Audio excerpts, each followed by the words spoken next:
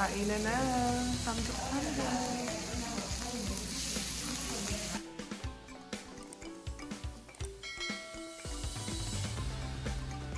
So ngayon, lilipat na naman kami ng pagsistayan. Sakay kami ng bus. So okay din magsumakay ng bus para makamura. Kasi mahal pag magta-taxi. Ayan, ito yung bus nila. Dala kami ng maleta sa loob.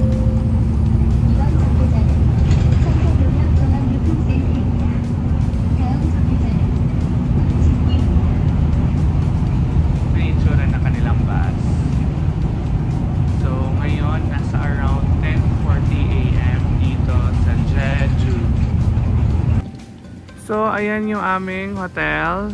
Hotel Golden Gacy. Let's go inside. Nandito kami sa Suyogwipo. Ayan, nandito na kami dun sa hotel. Kaso, 3 PM pa kasi yung check-in. So, iwan na muna namin yung aming luggage. Tapos, gawin na namin yung itinerary for today. Around 12 noon na. So maghahanap muna kami ng kakainan. So ito yung itsura ng lobby nila. Dito yan sa Suyogwipo. Ang pangalan ng hotel is Golden. Ano ang pangalan ito? Golden Daisy. Yan, malapit lang the Hotel Jeju, the Golden Daisy. So hanapin nyo lang sa Airbnb. Meron to sa Airbnb. Tapos madaming mga pagkainan sa labas mismo. So yung makita yung view, ganito yung view. So ito yung hotel. Ayan, pero hindi pa pwede pumasok kasi nga 3 PM pa yung check-in. Grabe sila dito, 3 PM no? Tapos yung check-out 10 AM. Ayan, sa labas, makikita nyo madami ng mga restaurants. So Sunday ngayon, feel namin off day or holiday siguro pag Sunday. Kasi wala masyadong tao sa labas. Tapos yung mga restaurants dito medyo close pa. So baka mamaya pa mag-o-open yung iba. Tignan natin. So let's go and do our itinerary for today.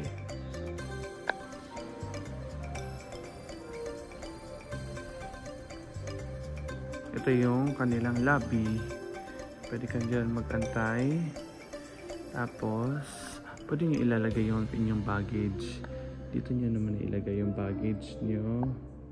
Yan, dyan naman namin ilagay yung baggage namin. Kukunin namin, mag-check-in kami mamaya, last rest.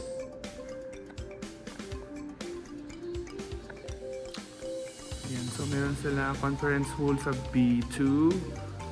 Tapos B1 may restaurant. O yan, nandito kami tayo sa level 1 sa lobby. Guest room, so for sure nasa 2nd to 13. Tapos, meron silang rooftop na Skyday. So, ayun, tinanong ko yung sa reception kung bakit wala masyadong tao sa labas ngayon.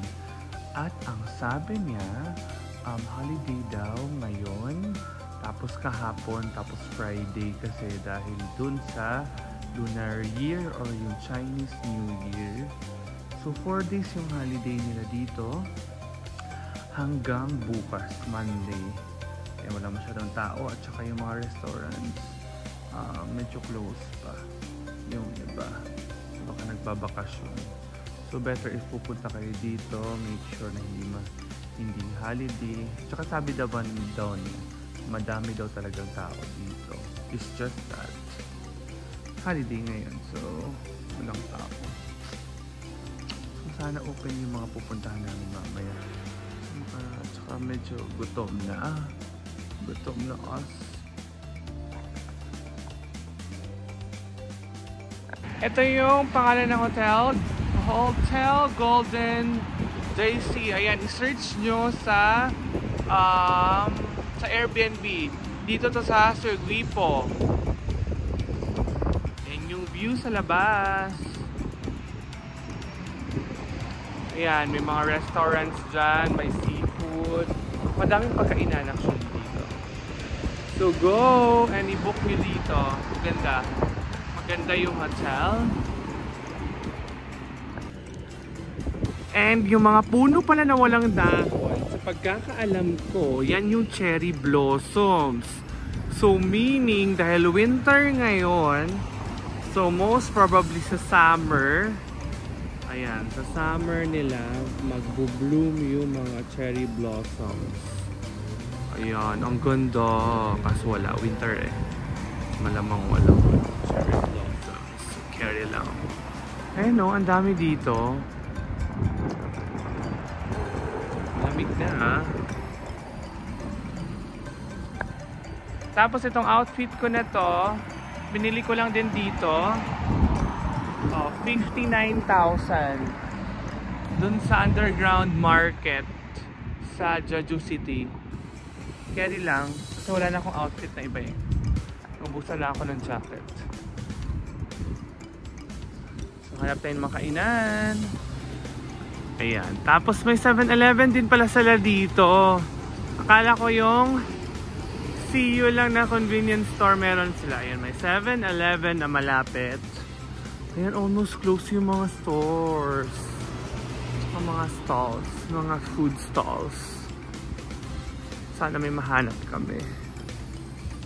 Ayan, so dito kami kakain. And luckily, open sila. And feel ko kaka-open lang nila kasi may mga ganyan, pabulaklak.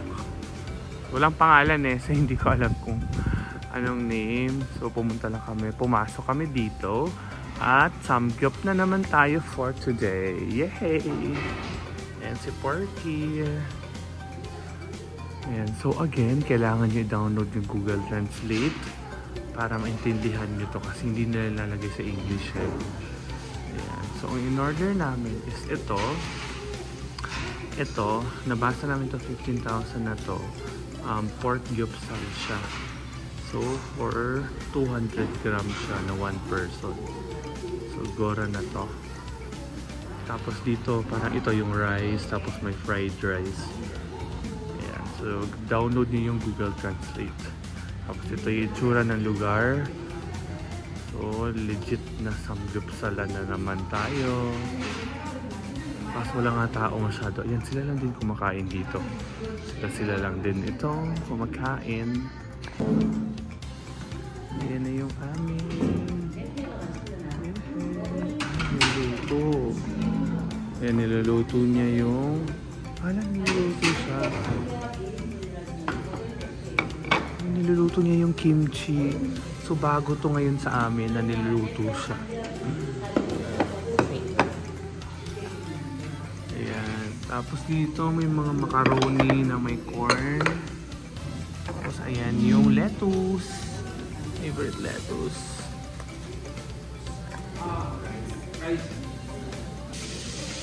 Yun yung pork na in-order namin.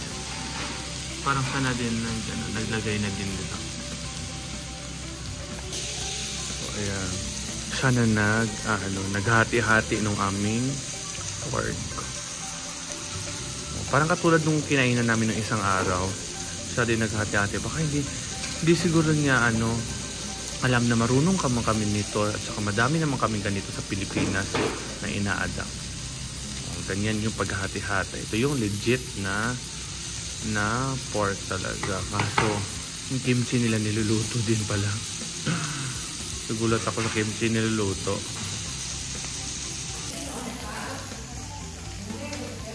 Kain na. Samgyup.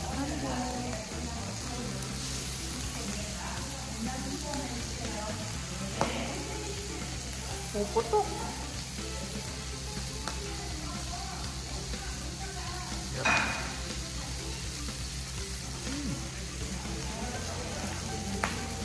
Ito kimchi.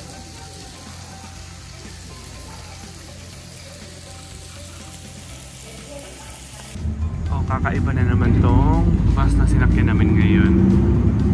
Parang ang daming space sa gitna. Ang konti lang ng chairs nila.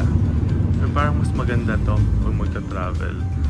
Parang more spaces sa baggage. Let's go to our next stop. Busog na busog kami dun sa Samgyup. Ayan may mga shopping dito. Shopping malls.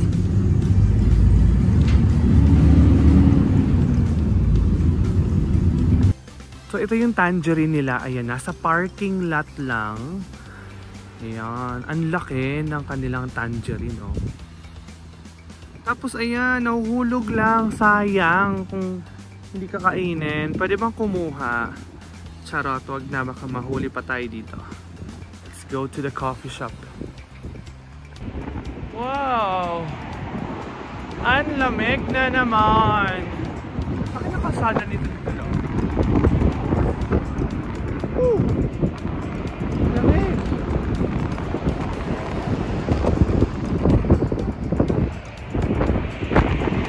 So hinahanap namin yung coffee shop. Ako nawawala na. Kung hindi niya na makita yung love coffee shop niya. Ako parang nasa mali kami na daan. Laki ng highway, oh.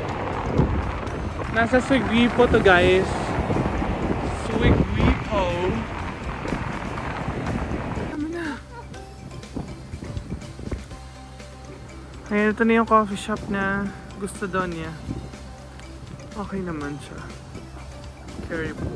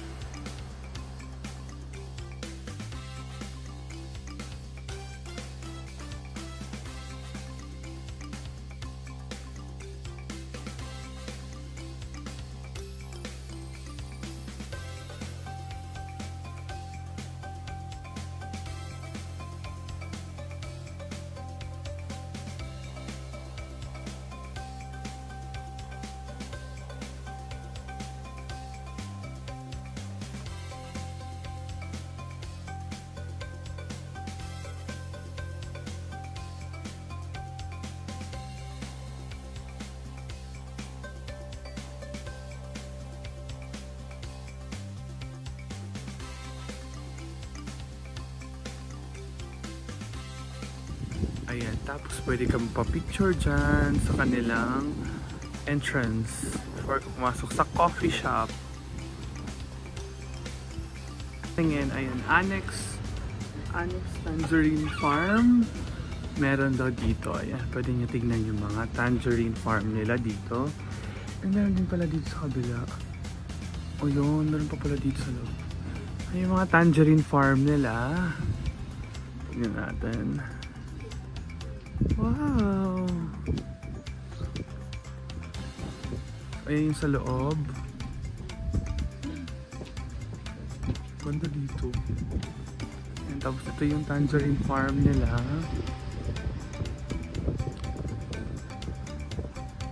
So sabi, hindi daw pwedeng kumuha eh. Tinanong ko na kung pwedeng kumuha, bawal daw kumuha. Tsaka kumain. So carry lang. Sa next, sa tangerine farm na lang talaga tayo kukuha at saka kakain. Ang dami, oh, grabe. Pero parang ito yung bet ko. Baka orange na to kasi orange na talaga siya. Meron din siyang coffee shop dito, oh. Ang laki. Ito yung tangerine, ang laki niya, oh. Yan. Ang laki ng ano nila, ng farm. Hanggang sa dulo siya. Ang saya. Yan.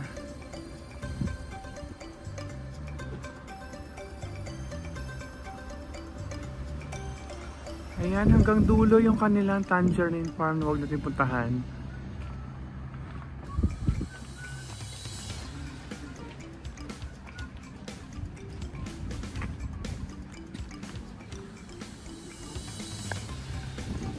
Ayan, meron din pa pala dito sa kabila.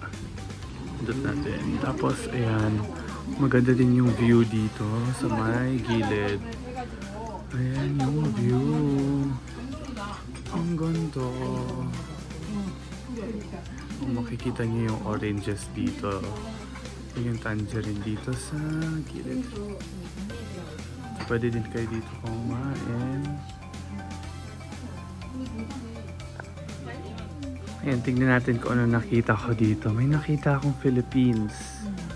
Ayan o. Punta ko dito. Ayan. Boracay, Philippines. May Boracay, Philippines sila dito na ano. Oh, taray.